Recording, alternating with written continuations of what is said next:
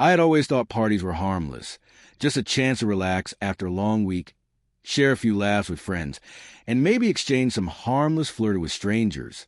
But nothing could have prepared me for that night. I'm Daniel, 36, and I've been married to Claire for 10 years. Our marriage was the kind most people admired. Steady, affectionate, built on trust and mutual respect. Or at least, that's what I believed. The evening began innocently enough.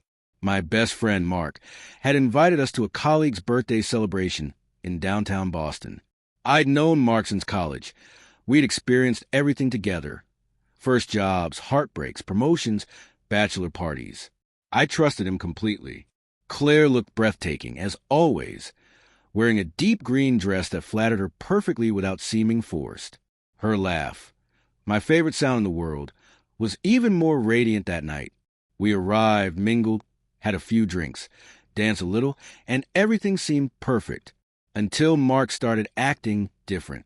He lingered too close to Claire, too often when she wasn't paying attention. A hand on her back here, a whisper there, making her smile a little too easily. I noticed subtle cues first. A brush of the hand, a glance, the way he leaned slightly too close. At first, I tried to dismiss it. Maybe I was imagining things. Maybe he was just being friendly. Then it happened. Claire had gone to get drinks, and I stayed behind to chat with an old co-worker. I sensed it before I saw it. Mark stepping too close, his arm brushing hers as he leaned in to whisper. She laughed lightly, a laugh that sounded polite rather than genuine. My stomach sank. My heart thudded in a strange, foreign way, part shock, part betrayal. I stepped forward, clearing my throat. Mark froze for a split second, his smirk fading into hesitation. "Everything okay here?" I asked, my voice calm and steady, though a storm churned inside me. Claire looked at us, puzzled. "Yeah, Daniel, this is Mark," she began, but I cut her off gently. "I know who Mark is," I said. Mark attempted a laugh, the confident, smug laugh I had trusted too many times before. "Relax, man. We're just joking," he said, but I caught the glint in his eyes. He thought I wouldn't notice. He thought he could get away with it. I inhaled slowly, forcing myself to stay composed. Now was not the moment for anger. It was the moment for clarity. I leaned in slightly, letting him feel the tension radiating from me. Joking but firm, I said, "That's a risky move with my wife." Mark froze entirely. His bravado wavered. I could see him realizing, too late, how badly he had miscalculated. Claire, sensing the shift, stepped back, eyes wide, finally understanding how serious the situation was. She touched my arm lightly. "Daniel," she started, but I raised a hand, signaling I needed a moment. Then I turned fully to Mark, voice icy yet calm. "You've crossed a line I didn't think needed explanation. Let me make it simple. You try that again," I said slowly, letting the weight of my words settle, "and I guarantee you'll regret it instantly. Not in the way you think. Respect isn't given, Mark. It's earned, and you just lost it." The smirk was gone. I could see fear flicker across his face, the realization of what he'd done. "Daniel," he began, but I shook my head. "No, just step back." I moved slightly closer, letting him feel my presence, the kind that doesn't need a shout to command attention. "Tonight, I'm letting you walk away with your ego intact. Consider it a gift. But understand this. Any attempt to disrespect, cross boundaries, or threaten my marriage again, and there won't be a second warning." He nodded stiffly, his confidence completely shattered. I could see the regret etched on his face, the understanding that he had underestimated me, my marriage, and the limits of my tolerance. Claire took my hand and squeezed it gently. "I'm so sorry," she whispered, eyes wide and vulnerable.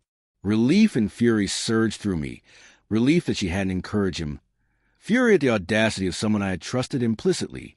I pulled her close, quietly reassuring her that our bond was intact.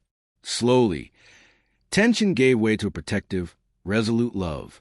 The party went on around us, oblivious to the storm that had just passed. But in that moment, I knew something had shifted. The lines were drawn, and they were clear. Later, we walked home in silence. I didn't raise my voice, didn't lash out. I didn't need to. Mark had learned his lesson. My quiet, firm boundary had spoken louder than any shouting match ever could. At home, Claire and I sat on the couch, still processing. "I didn't think he'd try something," she said softly. "He thought he could." I replied, "But he underestimated us, underestimated me, underestimated the respect I demand for myself, for you, for us." Her eyes glistened with gratitude, and I felt a calm satisfaction, not from anger, but from knowing I had defended my marriage, my trust, and my dignity without losing control. Sometimes the most powerful response isn't anger or revenge. It's composure, clarity, and decisiveness. The next day, Mark called, awkward and tentative. I ignored him. Some bridges aren't meant to be rebuilt.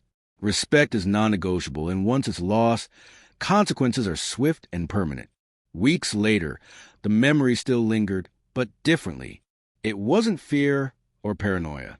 It was a reminder boundaries matter, trust matters, and friends sometimes need reminding of who you are, what you value, and what will never be tolerated. After that night, Claire and I grew closer. Our bond was reaffirmed in those quiet, tense moments when I defended her, not from her own actions, but from the audacity of someone who treated our marriage like a game. I also discovered something about myself. The measure of a man isn't just patience. It's the willingness to protect what matters most, swiftly and decisively, without hesitation. I don't think Mark will ever try anything like that again. Not with me, not with my family. And as for me, the shock, the tension of that night only strengthened my love for Claire. Some lessons come harshly, but they leave you unshakable. And sometimes the most satisfying revenge isn't humiliation. It's knowing quietly that justice, respect, and loyalty have prevailed. By sunrise, I felt a peace that only comes from standing firm. The threat was gone, the boundaries set, and our marriage stronger than ever. That night tested us, and we passed.